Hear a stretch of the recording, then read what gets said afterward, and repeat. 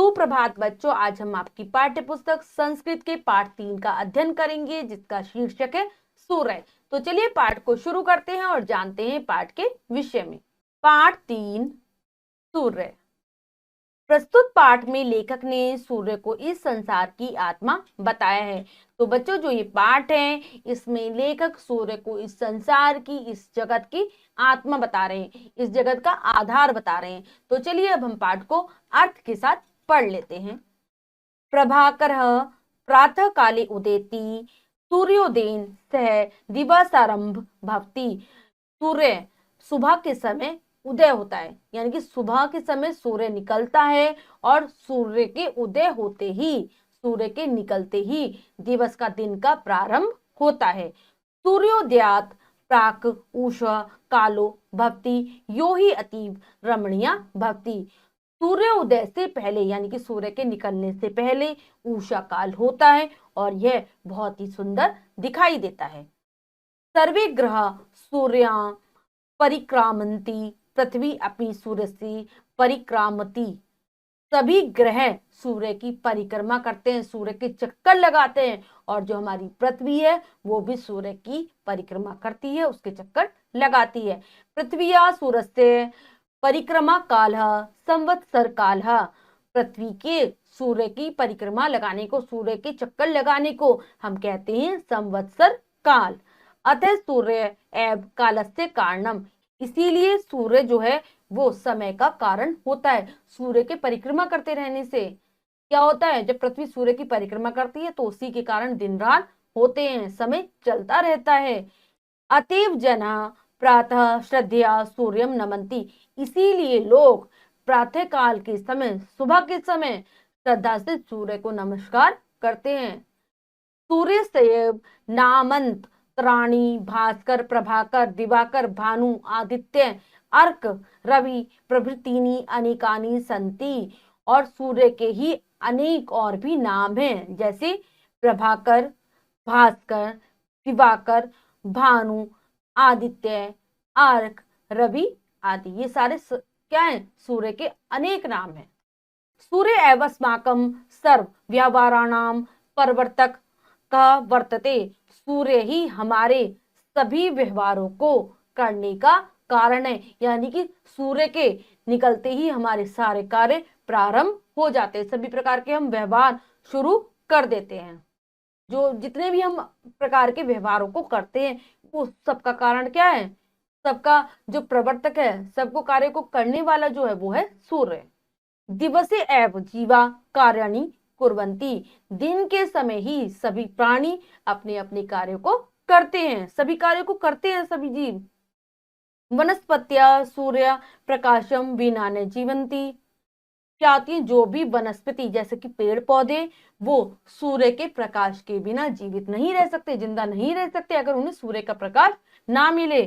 छात्रा अध्यापक अन्य कर्मचारिणा च पाठशालाम कार्यशालाम च दिवसे एव गच्छति। क्या कह रहे हैं, सभी छात्र, अध्यापक और अन्य कर्मचारी अपने अपने कार्यों पर, अपनी पाठशालाओं में या फिर जिस भी कार्यशाला में उन्हें जाना होता है, सभी लोग दिन के समय ही जाते हैं।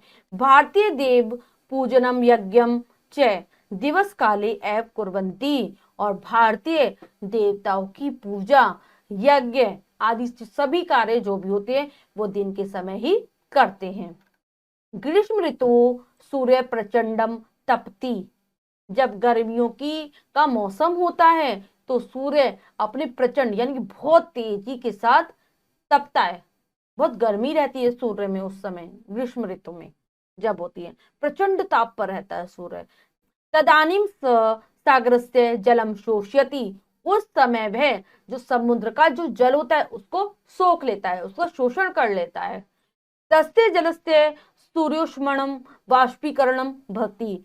उसकी, सूर्य की जो ऊष्मा है, सूर्य का जो प्रकाश है, उसके कारण क्या होता है, वाष्पीकरण होता है, पानी का वाष्पीकरण होता है, यानी कि जो पानी होता है वो भाप बन के उड़ने लगता है। तेन मेघा प्रादुर्भवन्ति। जिसके कारण क्या होता है, बादल उत्पन्न होते हैं।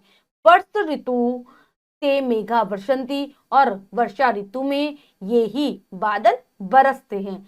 तेन कृषि कार्यम संभवती शस्यानि प्रोहन्ति। क्या होता है? जिसके कारण खेती का कार्य संभव हो पाता है और फसल का उत्पादन होता है। जीवा शस्यानानि खादन्ति, और जो जीव हैं, जो प्राणी हैं, वो इसी अनाज को खाते हैं। अतः सूर्य जीवनस्य आधारः, इसीलिए सूर्य को जीवन का आधार कहा जाता है। इसीलिए सूर्य जीवन का आधार है। वेदे कथितम सूर्य आत्मा जगतः तस्तुश्च इति। वेदों में कहा भी गया है कि सूर्य इस संसार की, इस जगत की और जितने भी जो जड़ पदार्थ हैं उनकी आत्मा है। आत्मा है, यानी कि अगर सूर्य नहीं होगा तो इन चीजों का भी जीवन संभव नहीं हो पाएगा। सूर्य ऊर्जाया अखंडम भंडारम अस्ति। क्या कह रहे हैं? सूर्य ऊर्जा का अखंड, यानी कि ऐसा अखंड जिसको हम तोड़ नहीं सकते, ऐसा भंडार है, ऐसा खजाना है। सूर्यात वयम प्रकाशम उष्णताम च प्राप्नुम। सूर्य के प्रकाश से ही हम गर्मी को प्राप्त करते हैं। सूर्य के प्रकाश से ही हमें गर्मी मिलती है। अतएव सर्वे जनाम सूर्यम उष्ण रश्मि कथ्यति। इसीलिए सभी लोग सूर्य को उष्ण रश्मि कहते हैं। सूर्य प्रकाशे वयम अन्यानि नक्षत्राणि न पश्याम। सूर्य के प्रकाश में, यानी कि जब सूरज की रोशनी होती है तो हम अन्य नक्षत्रों को, अन्य ग्रहों को नहीं देख सकते। ने आगे कह रहे हैं सूर्य प्रकाशेन रोग कृमिणाम नाशः भवति। सूर्य के प्रकाश के द्वारा ही रोग के कीड़ों का, रोगों के जो भी कीड़े हैं उनका नाश होता है, वो नष्ट हो जाते हैं। सूर्य का जब प्रकाश निकलता है, सूर्य जब उदय होता है। सूर्यात ऊर्जा गृहीत्वा यंत्र चालनम अभी संभवती। सूर्य से ऊर्जा को प्राप्त कर बहुत सारी ऐसी मशीनें हैं जिनका संचालन संभव होता है। कि बहुत सारी ऐसी मशीन होती है जो कि सूर्य के प्रकाश के द्वारा, उससे जब ऊर्जा उत्पन्न होती है उससे ही वो चलती हैं। सूर्य प्रकाशे सप्तवर्णानाम मेलनम अस्ति। सूर्य के प्रकाश में 7 रंगों का मेल होता है। जल बिंदु भी सूर्य प्रकाशस्य विकिरणम भवति। जल की बूंदों के द्वारा सूर्य के प्रकाश का विकिरण होता है। तेन वर्षा काले रमणीय इंद्रचापा आकाशे प्रादुर्भवति। जिसके कारण ही वर्षा ऋतु में, वर्षा काल में हमें बहुत सुंदर इंद्रधनुष, जिसके कारण ही वर्षा काल में बहुत सुंदर इंद्रधनुष आकाश में दिखाई देता है, उत्पन्न होता है। अतः सूर्य सर्वेषु देवेषु प्रमुखम देवतम देवतम। इसीलिए सूर्य को सभी देवताओं में प्रमुख देवता माना जाता है, या हम कह सकते हैं इसीलिए सूर्य सभी देवताओं में प्रमुख देवता है। सुप्रसिद्धे गायत्री मंत्रे सूर्य से ये प्रार्थना अस्ति। जो हमारा बहुत प्रसिद्ध गायत्री मंत्र है उसमें भी सूर्य की प्रार्थना है। सूर्य से उदय काले अस्त काले च एक रूपताम विलोक्य कोपि कवि कथ्यति। सूर्य की जो उदय के समय और अस्त होने के समय, यानी कि जब सूर्य निकलता है और जब वह छिपता है, उसमें समानता को देखकर किसी कवि ने कहा है उदेति सविता ताम्र ताम्र एवा इस्त येति च संपतो च विपत्तो च महातामे एक रूपतः। क्या कह रहे हैं कि उदय होता है जब सूर्य निकलता है तब भी वह तांबे के समान लाल दिखाई देता है, और जब वह अस्त होता है तब भी वह तांबे के समान लाल दिखाई देता है। तो इसी प्रकार से जो महान पुरुष होते हैं, जो विद्वान पुरुष होते हैं, वो संपत्ति यानी कि अच्छा समय जब चल रहा हो, विपत्ति यानी कि बुरा समय जब चल रहा हो, तो उन लोगों में वे समान रूप से दिखाई देते हैं, दोनों में वे समान रूप से व्यवहार करते हैं।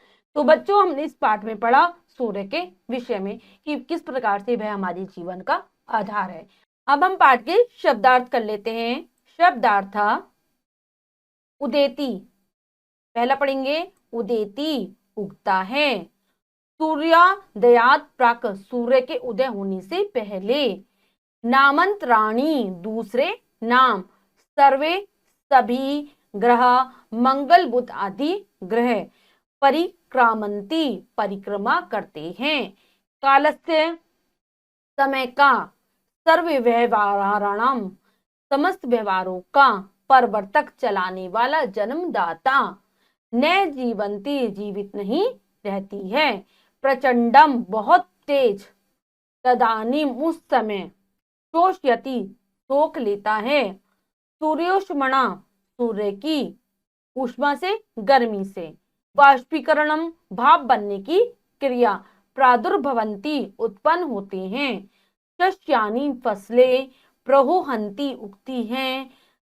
तस्थुषु स्थावर जड़ पदार्थों का अखंडम अक्षय भांड्रम भंडार।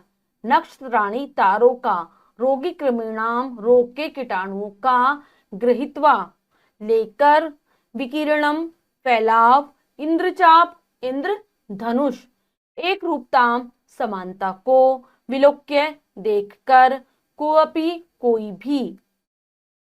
सविता सूर्य ताम्र लाल अस्तयेति अस्त होता है। संपत्तौ संपन्नता में महताम महान लोगों को। तो सभी बच्चे पाठ के शब्दार्थों को अच्छे से कंठस्थ कर लेंगे जिससे कि आपको पाठ समझने में आसानी रहेगी।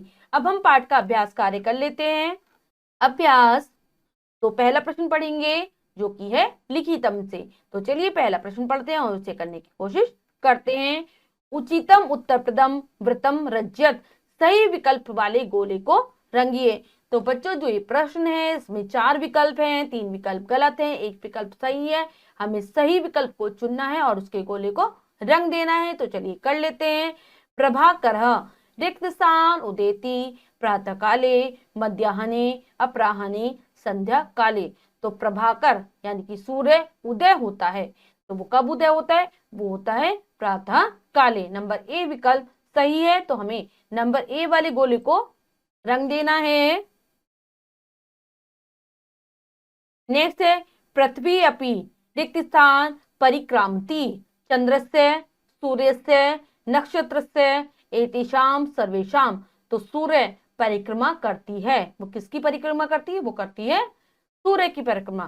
तो बी हमारा विकल्प सही है। तो उसके गोले को रंग लेते हैं बी विकल्प वाले।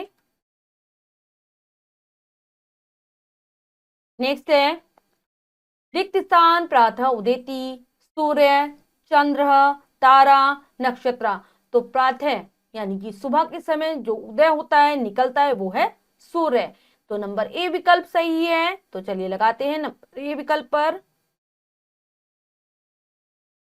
नेक्स्ट है रिक्त स्थान मेघा वर्षंती ग्रीष्म ऋतु वर्ष ऋतु शीत ऋतु हेमंत ऋतु।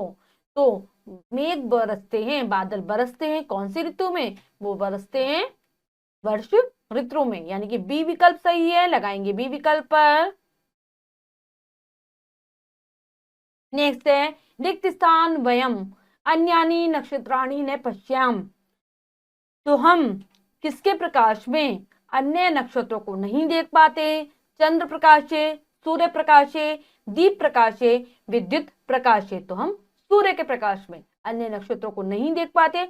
तो हमारा बी विकल्प है सूर्य प्रकाशे। तो लगाते हैं बी विकल्प पर। नेक्स्ट है अगला प्रश्न पढ़ते हैं। रिक्त स्थानानि पूर्यत रिक्त स्थान भरिए।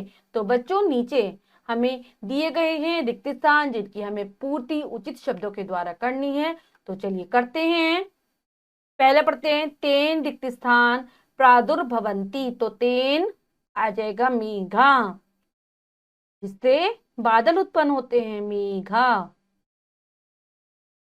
नंबर 2 पढ़ते हैं सूर्य प्रकाशेन रिक्त स्थान नाशा भवति।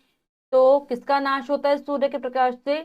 रोग कृमिणाम रोग के कीड़ों का। नेक्स्ट है रिक्त स्थान अपि सूर्य परिक्रामति। तो आ जाएगा पृथ्वी। जो हमारी पृथ्वी है वो भी किसकी परिक्रमा करती है? वो भी सूर्य की परिक्रमा करती है। नेक्स्ट है दिवसे एव कर्माणि कुर्वन्ति। दिवसे दिन के समय ही क्या करते हैं? जनाः अपने कार्यों को करते हैं। लोग अपने सभी कार्य को दिन में ही करते हैं। रिक्त स्थान सूर्य प्रचंडम तपती, तो सूर्य अपने प्रचंड बहुत तेजी के साथ कब तपता है? वो होती है ग्रीष्म ऋतु यानी कि गर्मी का समय। लिखेंगे ग्रीष्म, तो ग्रीष्म ऋतु के समय। तो बच्चों हमने यह अभ्यास कार्य पूर्ण कर लिया है। तो बच्चों आज हमने पढ़ा आपकी पाठ्य पुस्तक संस्कृत के पाठ सूर्य को और जाना सूर्य के विषय में।